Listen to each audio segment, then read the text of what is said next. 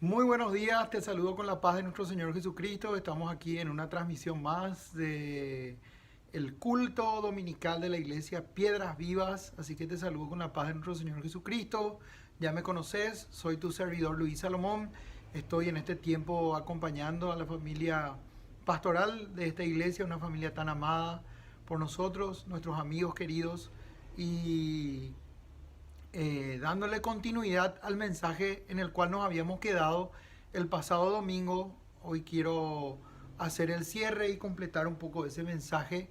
Dios no está ajeno a tu dolor, así que prontito vamos a entrar a la palabra de Dios, pero no sin antes hacer una oración. Oremos. Padre, gracias te doy por la vida de cada uno de los miembros de esta preciosa iglesia tuya, Señor. Gracias, Señor, por la oportunidad de traer el mensaje. Lo hago con temor y temblor, Padre Santo, y tú lo sabes. Quiero agradecerte por el tremendo honor que me toca, pero a la vez, Padre, pedirte en el nombre de Jesús que en tu palabra yo solamente hable lo que sea conforme a tu palabra. Que yo traiga un mensaje, Señor, conforme a tu palabra, conforme a las escrituras, que no diga más de lo que deba decir, ni menos de lo que tú has determinado que llegue a nuestros corazones.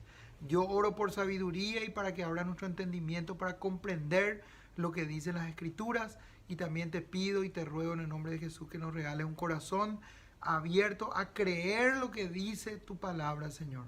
En el nombre de Jesús oramos, y si hay alguien que está pasando por una situación delicada, de dolor, de circunstancia difícil, también te pido que tú estés sanando por esta prédica, trayendo sanidad, trayendo un bálsamo de esperanza, de sanidad, de luz al final del túnel, como se dice, Padre.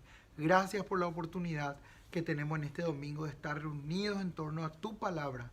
Tu palabra dice, Señor, que donde dos, tres estén reunidos en tu nombre, allí estarás tú. Y sabemos que cada vez que se habla tu palabra, si estamos predicando realmente el verdadero mensaje de la Escritura, tú estás allí ministrándonos, y eres tú mismo, Señor, manifestándote a nuestros corazones para vida eterna, para salvación, para transformación, para madurez y crecimiento espiritual. En el nombre de Jesús oramos. Amén y amén. Bueno, ya vamos directamente a la palabra de Dios. Acordate que estamos en 2 Corintios, capítulo 1.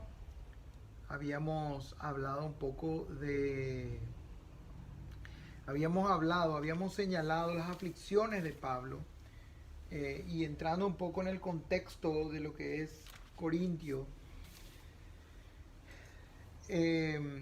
Pablo escribe esta carta con el propósito principal de defender su ministerio y su mensaje, lógicamente.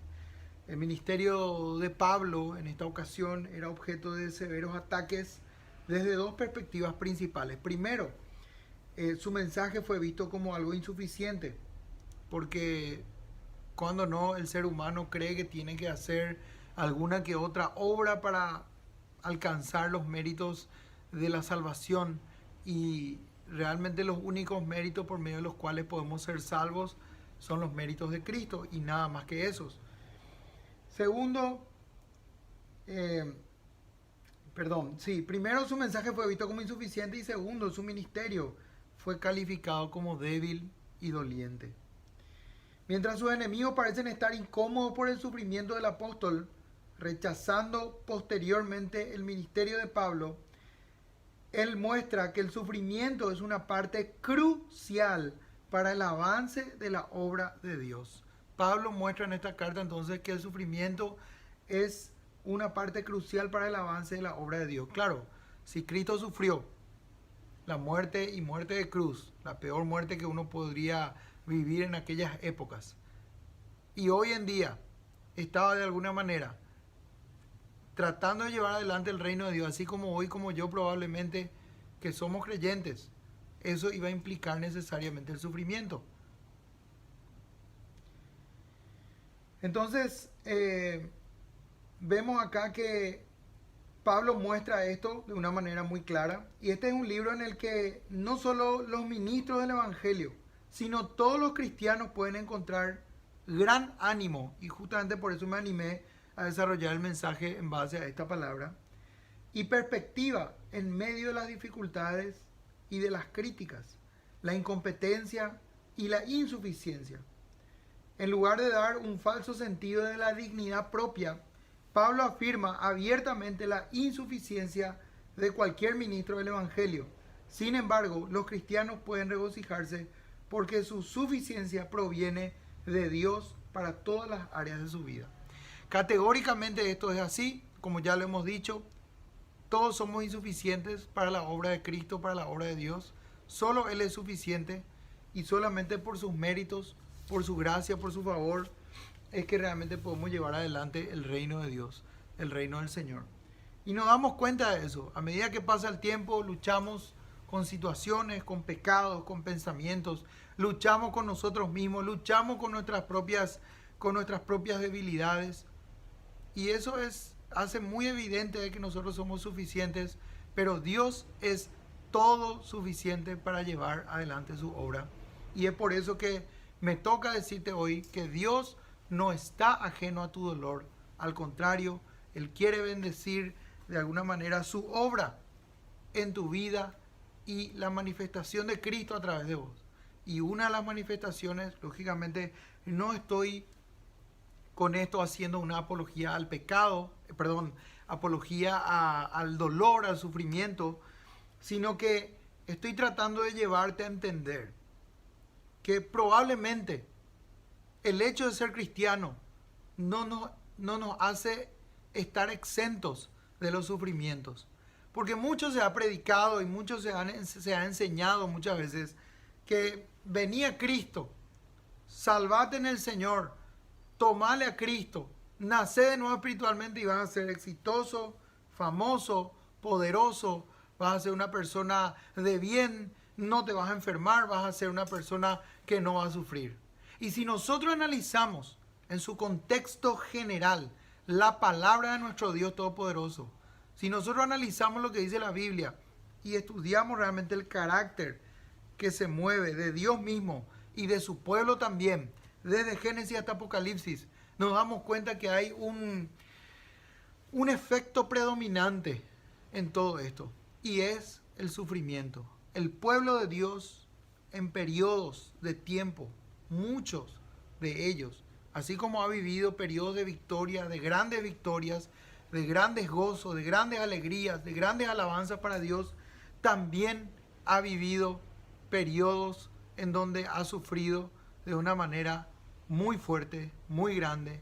Y eso muchas veces, más que achicar la obra de Cristo o más que apagar la obra de Dios en el mundo, lo hacía crecer, lo hacía avivar, lo hacía de alguna manera avanzar con poder. ¿O acaso el hecho de que los cristianos del primer siglo hayan sido torturados paró la obra de Dios? De ninguna manera. Al contrario, cada vez más y más cristianos se iban convirtiendo. Y justamente hablando un poco de algunas pestes de los primeros siglos del cristianismo, una de las pestes, la peste antonina, conocida en la historia, hizo que los cristianos en Roma no se escondan, sino al contrario, salgan a cuidar a aquellos enfermos que aún estaban en las calles.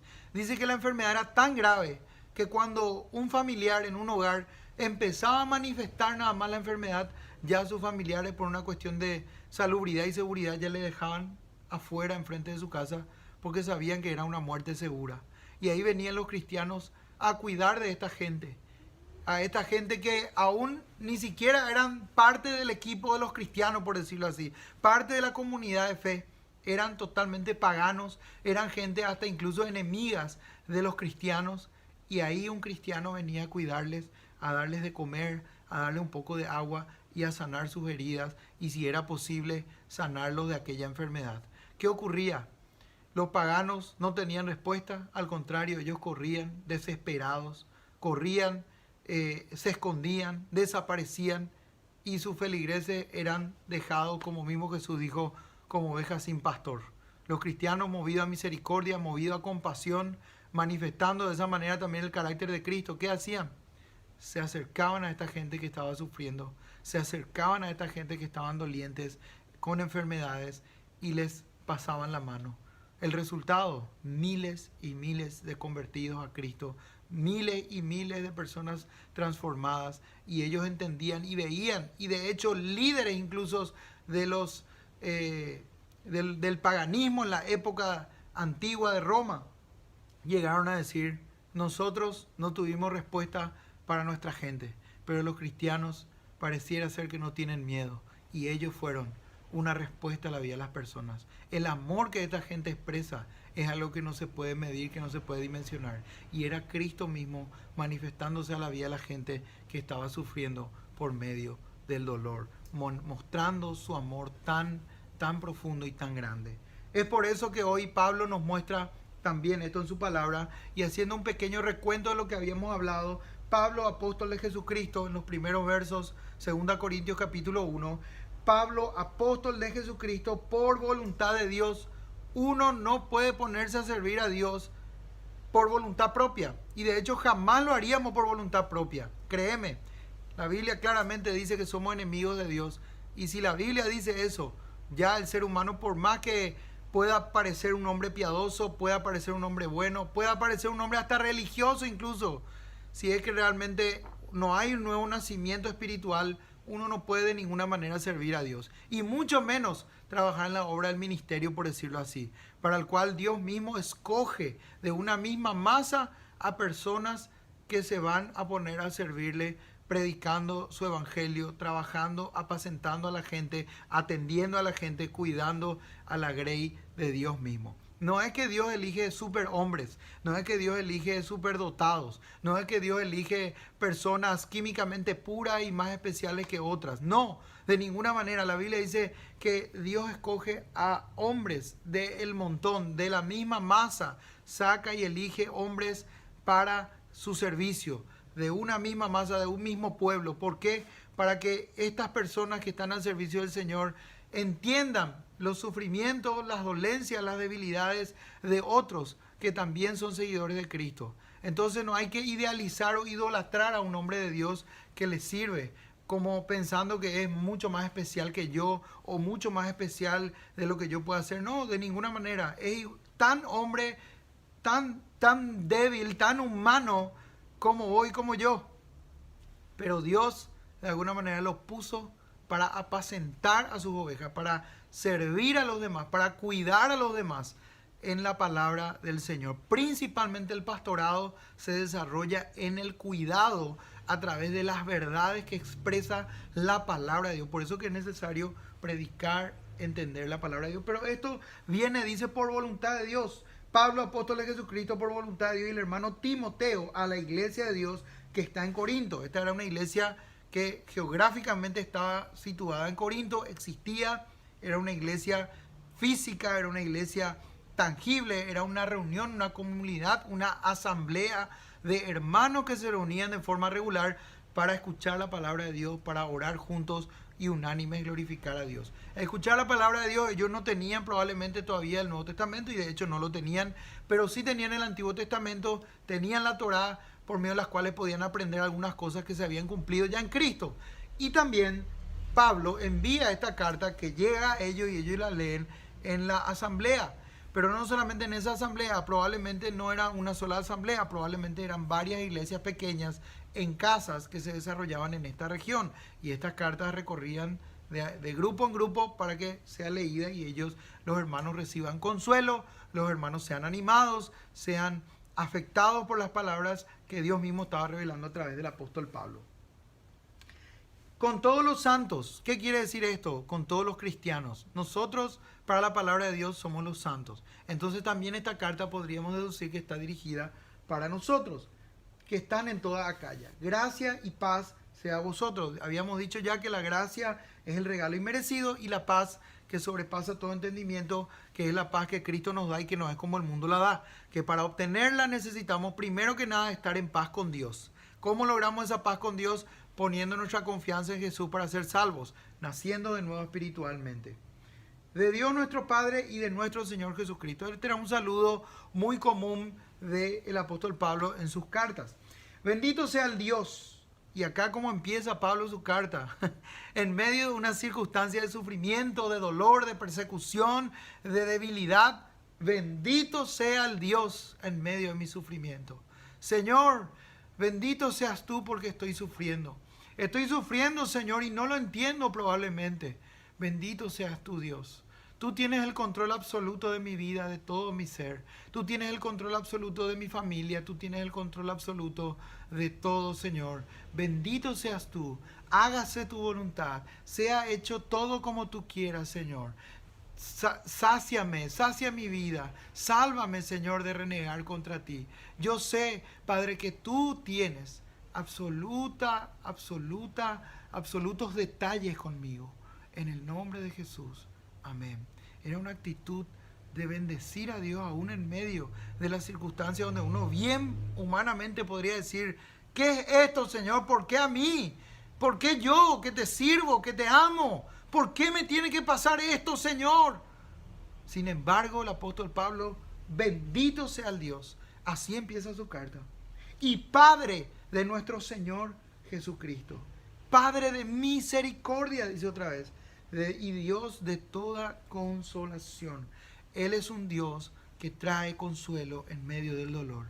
Es como un padre, y de hecho, el que no llega a conocer a Dios como un padre verdaderamente, nunca lo va a lograr conocer en su totalidad o en lo profundo. Nunca va a poder mantener un relacionamiento profundo con Dios, porque a Dios se lo conoce verdaderamente como Padre. Y de hecho fuimos adoptados por medio de Cristo para formar parte de la familia de Dios. Es decir, Dios nos adopta a través de la salvación en Cristo, y Dios es nuestro Padre, nuestro Abba, nuestro papito, al cual podemos con confianza acercarnos con nuestro dolor y nuestras cargas y nuestros sufrimientos, así como también con las alegrías y las cuestiones que podamos tener para presentar en su presencia. Pero eso no significa que Dios tenga que ajustarse a lo que yo quiero siempre, porque Dios es un Padre, y es un Padre que no malcría, es un Padre que nos dirige, que nos sana, que nos consuela, que nos abraza, que nos ama y que está presente en medio de nuestro dolor. Dios no está ajeno a tu dolor, el cual nos consuela en todas nuestras tribulaciones. Tenemos tribulaciones categóricas y Dios nos consuela en medio de esas tribulaciones, para que podamos también nosotros consolar a los que están en cualquier tribulación. Ese es el resultado que se produce de parte de Dios. Al ser nosotros consolados, nosotros podemos consolar a otros en sus tribulaciones. Y Dios está equipando en este tiempo, está trabajando con su pueblo, primeramente en arrepentimiento, en fe, en rectificar rumbo, en corregir lo que estaba mal en este tiempo. Estoy hablando por este periodo especial de pandemia que estamos viviendo, para que haya un genuino arrepentimiento en el pueblo de Dios, una purificación en el pueblo de Dios, podamos vivir quieta y reposadamente en santidad, descansando en que Dios tiene el control, con una confianza absoluta en Él. Y también muchos de nosotros estamos de alguna manera experimentando el sufrimiento, porque va a venir una cosecha muy grande después de este tiempo, y nosotros necesitamos estar preparados para traer consuelo al corazón de la gente. Entonces, para que podamos también nosotros consolar, voy un poco más rápido porque esto es el contexto de la vez pasada, podamos también nosotros consolar a los que están en cualquier tribulación, por medio de la consolación con que nosotros somos consolados por Dios. Porque de la manera que abundan en nosotros las aflicciones de Cristo, ustedes y yo sabemos por los relatos del Evangelio y por todo lo que conocemos de la palabra de Dios, que realmente Cristo pasó aflicciones. Y de hecho, Isaías dice de él que es un hombre, varón de dolores, experimentado en quebranto. Jesucristo fue molido por nuestros pecados. Él recibió el castigo para que vos y yo hoy podamos tener paz. Él recibió la ira de Dios sobre sí mismo para que vos y yo hoy podamos experimentar la paz de Dios que sobrepasa todo entendimiento. El castigo de nuestra paz fue sobre Él. Y de alguna u otra manera, el creyente, en mayor o menor medida, va a pasar, va a necesariamente estar involucrado en algún tipo de sufrimiento. Muchos serán muy dolorosos, otros no tanto. No quiero, como dije, hacer una apología del dolor, No es que te estoy diciendo ser masoquista y prepárate nomás ya para ser masoquista porque bueno, vas a sufrir, es lo que te toca y punto. No, no, no. Estoy tratando de hacerte saber administrar realidades. Necesitamos como pueblo del Señor administrar la realidad de que el sufrimiento es una realidad para el creyente, para el pueblo de Dios. Primero que nada, luego empezamos a sufrir eso, porque tratamos de vivir y vivimos de hecho una vida en contra de la corriente de este mundo. Partamos de esa base y categóricamente podemos encontrar algún que otro sufrimiento en ello. Vivimos constantemente, pareciera ser que somos contreras, porque constantemente el mundo dice hagamos esto y nosotros somos cristianos, no podemos hacer eso. El mundo te dice delinquí y vos decís yo no puedo delinquir, yo me debo a Dios, necesito ser honesto. El mundo te dice séle infiel a tu esposa, tener varias mujeres, no importa, eso ahora está de moda, es espectacular, te va a hacer bien también, es terapéutico incluso cambiar de repente de Gigi. La Biblia dice no, es una sola la mujer que yo te di, una sola esposa, a ella tenés que amarla como Cristo a la iglesia. Esposas, sujétense a sus maridos. El mundo te dice, no, ahora nosotras las mujeres somos las que tenemos que salir adelante. Tenemos que trabajar, tenemos que ser mejores que los hombres, tenemos las mismas capacidades. Nadie me puede impedir que yo haga eso y que yo sobresalga. Y no te estoy hablando de quedarte ahí escondidita en un sector de tu casa y que si se te tiene que agrandar, que se te agrande la cocina. No, no te estoy hablando de que no seas una mujer emprendedora. No te estoy hablando de eso, porque la mujer de Proverbios 31 es muy claro. Ella era una mujer trabajadora, pero a su familia no le faltaba nada. Uno de los grandes problemas del feminismo de hoy es que quieren hacer todo, pero le hacen faltar también todo a su familia. Y los hijos crecen sin papá y sin mamá en la casa. Y el evangelio, ni qué decir.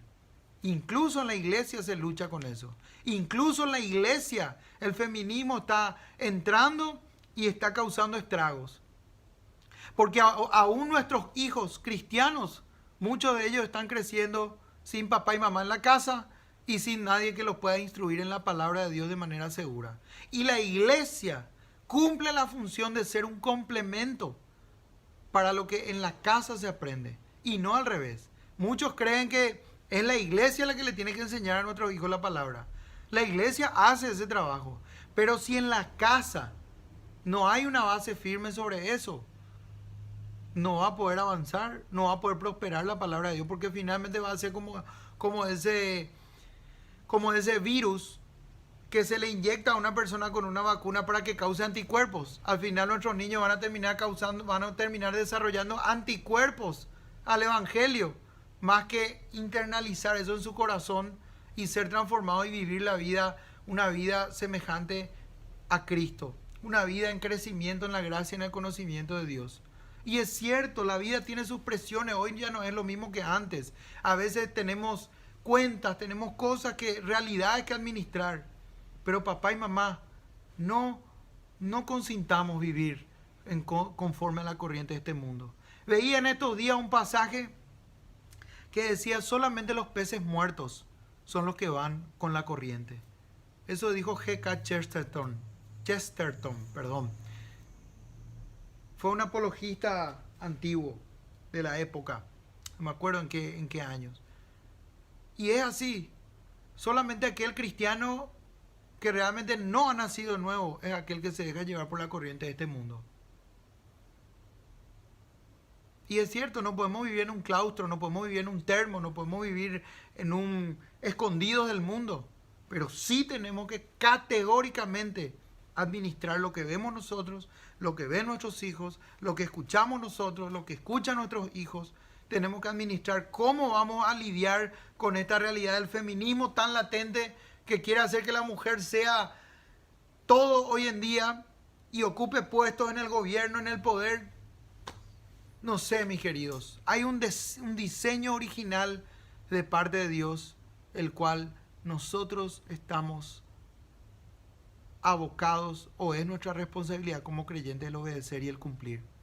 Yo no tengo problema que las mujeres se capaciten, prosperen. No tengo problema que las mujeres sean excelentes trabajadoras, siempre y cuando nuestro hogar va a ser nuestro principal refugio y el lugar en el cual vamos a desarrollar el evangelio en la vida de nuestros hijos. Así que mucho cuidado con el feminismo.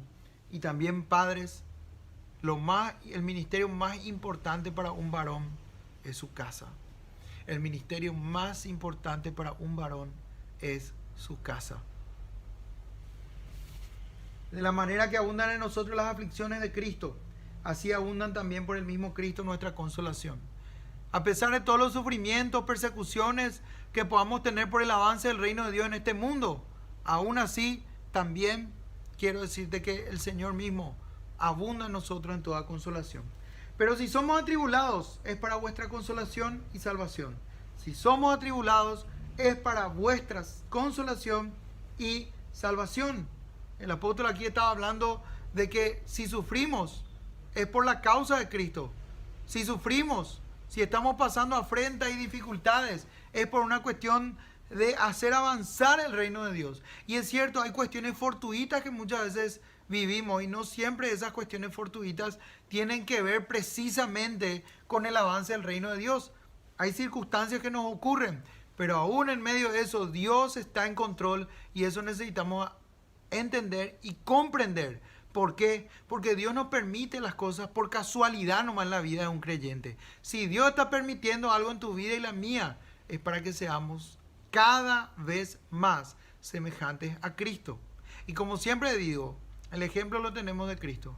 Si Él sufrió todo lo que sufrió, ese es nuestro parámetro. Y si vos y yo estamos sufriendo algo menos que eso, categóricamente estamos en el buen camino, en el buen proceso de ir siendo semejantes cada vez más al Señor Jesucristo.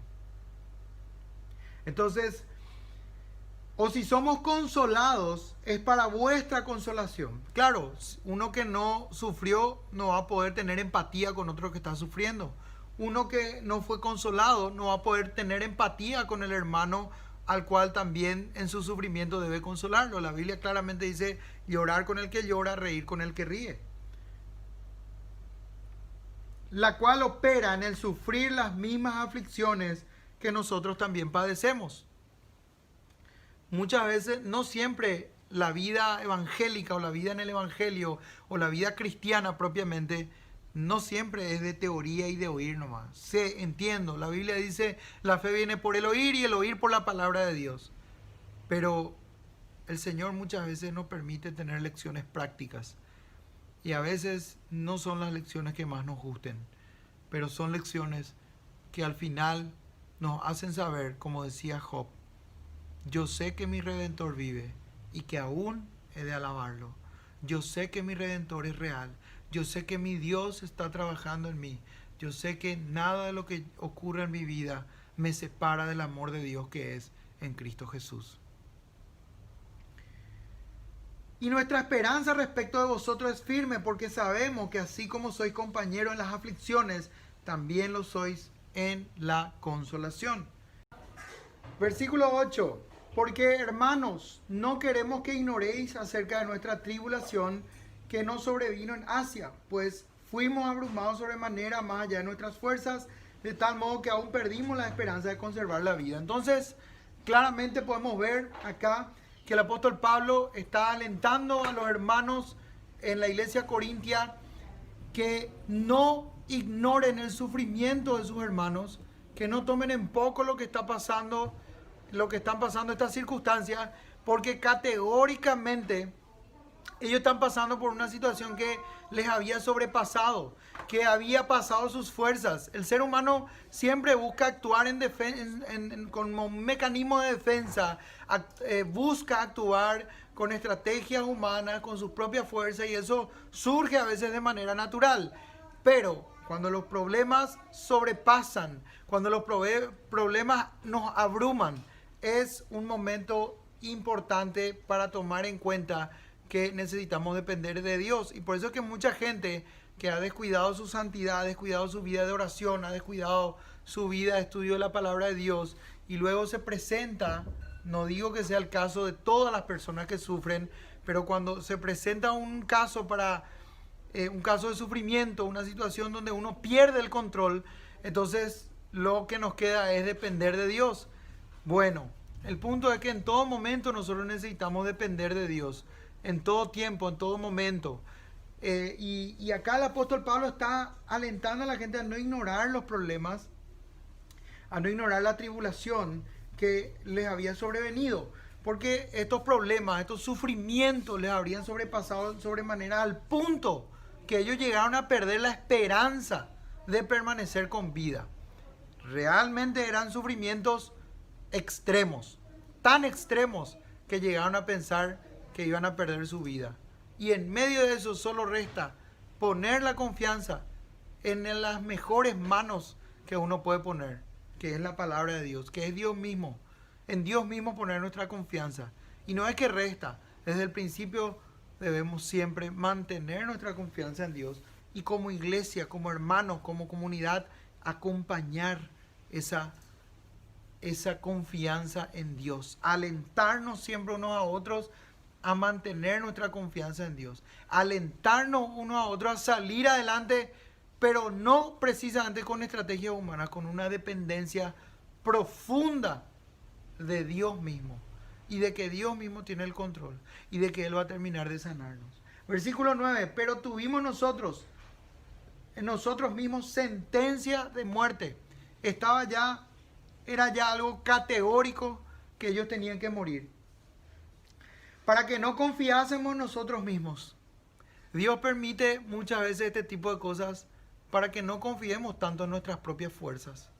Para que no confiemos tanto, no nos quedemos tan confiados de qué es lo que somos, o de qué es lo que podemos hacer, o de qué es lo que podemos lograr.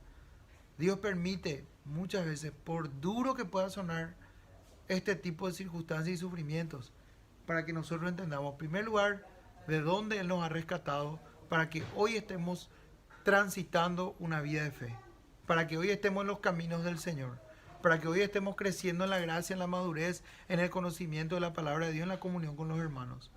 Segundo, para que nosotros entendamos de quién realmente es la fuerza, quién es el verdadero fuerte, quién realmente es aquel que está en control de nuestra vida y a quién realmente necesitamos parecer todo el tiempo. Es a Jesucristo. Para que no confiásemos nosotros mismos, sino en Dios que resucita a los muertos. En Dios que resucita a los muertos. Con frecuencia, Pablo se hallaba en situaciones que solo parecían tener como resultado la muerte. En esos momentos su confianza estaba en el Dios que resucita a los muertos.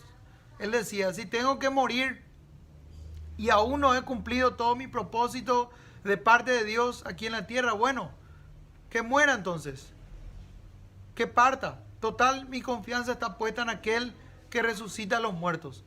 Si todavía tengo una misión que cumplir aquí en la tierra, voy a seguir, el Señor me va a resucitar para cumplir su obra aquí en la tierra. Y si no, el día que parta, el día que yo parta, ya fue porque mi misión ha acabado aquí en la tierra. Es un motivo también de gran seguridad, de gran alegría, porque entendemos que Dios, al estar al control, no vamos a partir hasta que terminemos hasta que cumplamos toda la tarea, toda la misión que Dios nos dejó, que Dios determinó desde antes de la fundación del mundo, para que podamos desarrollar aquí en la tierra.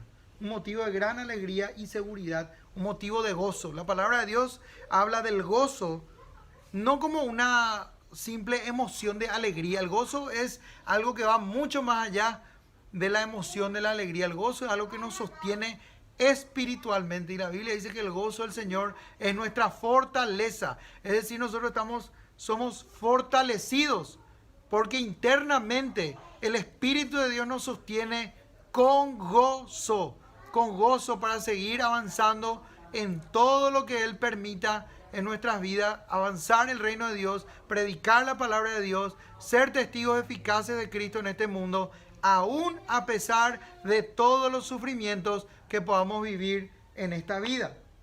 Entonces, la confianza de Pablo estaba en el Dios que resucita a los muertos, el cual nos libró y nos libra y en quien esperamos que aún nos librará de tan grande muerte, el cual nos libró. Estoy seguro que vos tenés circunstancias en las cuales estás seguro, convencido que Dios te libró. Yo tuve las mías y estoy seguro que vos tenés las tuyas, en la cual vos decís, yo estoy convencido que solo Dios me libró de esto. Solo Dios. Y nos libra. ¿Cuántos peligros probablemente nosotros sorteamos día a día? ¿Cuántos accidentes probablemente sorteamos día a día? ¿Cuántos peligros de muerte y que nosotros ni cuenta nos damos? Pero Dios ahí soberanamente poniendo sus manos sobre nosotros para cuidarnos, para protegernos, porque somos sus hijos. Y ni cuenta nos hemos dado. Pero aquí cuando sufrimos muchas veces nos damos cuenta de eso porque estamos sensibles. Hay una sensibilidad que Dios permite en aquel que sufre para ver de una manera diferente las cosas. El cual nos libró y nos libra, y en quien esperamos que aún en el futuro nos librará de tan grande muerte. El versículo 10 entonces, la esperanza de Pablo siempre reposaba en Dios, así como la tuya y la mía. Debe ser, nuestra esperanza debe reposar en Dios, quien es el verdadero libertador. Y Juan 8:32 dice, conoceréis la verdad y la verdad os hará libres. A pesar de todos los sufrimientos, nosotros podemos experimentar una verdadera libertad, que es a lo que fuimos llamados en Cristo Jesús. Solo que no debemos usar esa libertad como ocasión para la carne, dice Gálatas. Entonces, la verdadera libertad está en una persona y es en el conocimiento de Cristo. Conoceréis la verdad y la verdad os hará libres. ¿Quién es el libertador? Él experimentó la liberación. Pablo experimentó la liberación de Dios en el pasado. La continúa experimentando en el presente y la espera para el futuro. Esa libertad es una libertad que el mundo no la puede adquirir ni conseguir ni con todo el dinero del mundo, ni con toda la intelectualidad del mundo, ni con toda la salud del mundo. Esa es una libertad espiritual que está reservada solamente para aquellos que ponen y mantienen su confianza en el Señor Jesucristo como Salvador y Señor, como aquel que murió en una cruz derramando toda su sangre según las Escrituras, como está escrito en 1 Corintios capítulo 15, y resucitó al tercer día según las Escrituras. Nuestra confianza en Él nos produce y nos hace entender y conocer y crecer cada vez más en libertad. Y nos librará de tan grande muerte. Versículo 11. Cooperando también vosotros a favor nuestro con la oración. Con la oración para que por muchas personas sean dadas gracias a favor nuestro por el don concedido a nosotros por medio de muchos. Repito, cooperando también vosotros, toda la iglesia, todos los santos, todo el cuerpo de Cristo, a favor nuestro, con la oración. Fundamental la oración. La oración es como respirar para el cristiano. Nosotros de manera involuntaria respiramos, a veces ni cuenta nos damos, pero estamos respirando. Nuestros pulmones, nuestro corazón, nuestra sangre fluyendo, está funcionando en nuestros pulmones. Bueno, la oración es así mismo para el creyente. Pero en momentos de dificultad mucho más todavía, porque somos fortalecidos en el poder de las fuerzas del Señor y no en nuestras propias fuerzas cuando oramos. Entonces toda la iglesia debe dedicarse a una vida de oración. Es muy diferente orar por algunos momentos determinados y es diferente tener una vida de oración. El creyente tiene que desarrollar en su vida un carácter tal que pueda decirse de él o de ella que tiene una vida de oración. Esta persona vive orando. Es lo que hacía Cristo, es lo que tenemos el ejemplo de Él. Y si Él, que fue 100% Dios y 100% hombre, necesitó pasar noches enteras orando, ¿cuánto más vos y yo? Si Él en su humanidad necesitó ir al Getsemaní, al monte del Getsemaní, orando, perseverando en oración y diciéndole a Dios, Señor, si puedes, pasas de mí esta copa, pero no sea hecha mi voluntad, sino la tuya. ¿Cuánto más nosotros? La oración no siempre es para que Dios responda como nosotros queremos o para que Dios sea como un genio de la lámpara que tiene que darnos todo lo que le pedimos. La oración muchas veces prepara nuestro corazón para enfrentar un dolor. La oración muchas veces nos sostiene en medio del dolor. La oración es para ser fortalecido y para tener y mantener la comunión con Dios mismo. Para que por muchas personas sean dadas gracias. Le damos gracias al Señor aún por los sufrimientos, aún por las tribulaciones, a favor nuestro por el don concedido a nosotros por medio de muchos. La esperanza y la confianza de Pablo reposaba en Dios. Con todo, él entiende la importancia de la oración dentro de los propósitos soberanos de Dios. Dios es soberano y por eso necesitamos dedicarnos a la oración, para ser fortalecidos y para entender que Dios no está ajeno a tu dolor. Mi desafío es que no te cierres cuando estás sufriendo. Busca ayuda, busca un hermano, busca consuelo en Dios, en Cristo, en la palabra. Busca un hermano más maduro que vos en la fe y ora con él. Cuéntale tu aflicción. Es nuestro desafío que podamos desarrollar un carácter comunitario, porque es lo que somos, una comunidad de fe. Buscar la palabra de Dios, el consuelo que nos da la palabra de Dios no tiene precio, no tiene efecto humano, o sea que no hay ser humano que pueda suplir o que pueda llegar a darnos lo que la palabra de Dios nos da. Pero Dios usa a los hermanos maduros y crecidos en la palabra de Dios para ser consolados por medio del consuelo que Dios permite en nuestras vidas.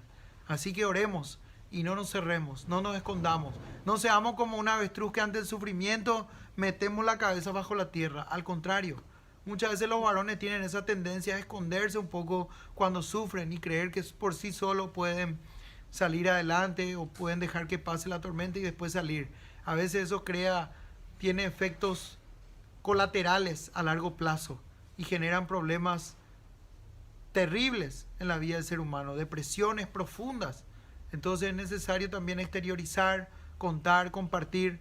Claro, tenés que ser sabio para ver con quién vas a compartir, ¿verdad? Tiene que ser una persona que probablemente no va a estar divulgando tu vida, pero sí es necesario tener compañeros de vida, de la vida espiritual. Y estoy hablando de gente de fe, gente cristiana, gente que ha nacido de nuevo y gente que tiene un conocimiento y que ha vivido la palabra de Dios para que podamos ser fortalecidos en el poder de las fuerzas del Señor. Dios no está ajeno a tu dolor y este no es el final de tu historia. Aún hay mucho por hacer y aún vienen muchas personas para que vos y yo podamos consolar y traerlas a la consolación. Oremos. Padre, gracias te doy por tu bondad y misericordia. Gracias por este tiempo. Gracias por la oportunidad de compartir tu palabra. Te ruego, Señor, que en tu infinita gracia y misericordia tu poder se siga perfeccionando en la debilidad y que podamos seguir sanando de todas las heridas que podamos tener y que podamos gozarnos en ti. Fortalécenos en el poder de tus fuerzas. En el nombre de Jesús. Gracias por hacernos saber que no estamos solos. Gracias por hacernos saber que somos amados, que somos perdonados y que nuestra identidad está en lo que tú has hecho en esa cruz. En el nombre de Jesús. Amén. Que Dios te bendiga y que tengas un excelente domingo.